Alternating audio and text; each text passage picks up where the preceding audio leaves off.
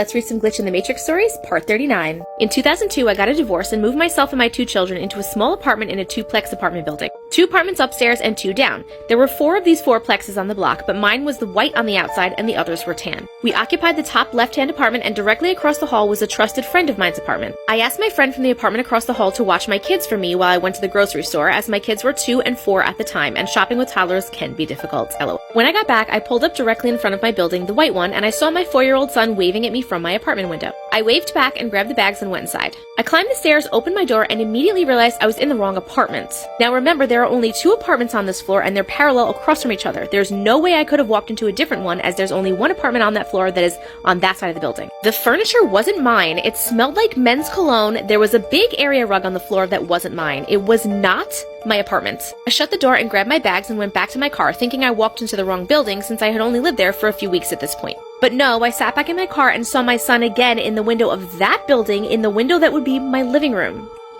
I ran back in without my groceries this time and flung the door open, thinking I had to save my children. But when I opened the same door I had just wrongfully entered, it was now my apartment. What? I was totally confused and must have looked terrified or something, because my friend asked if something was wrong. I told her I didn't know what happened, and I started to tell her about entering the wrong apartment, but she cut me off and asked why I was sitting in my car for so long. She said they saw me pull up, my son waved from the window, and then they watched me sit with my hands on the steering wheel for about 5 solid minutes, staring straight ahead.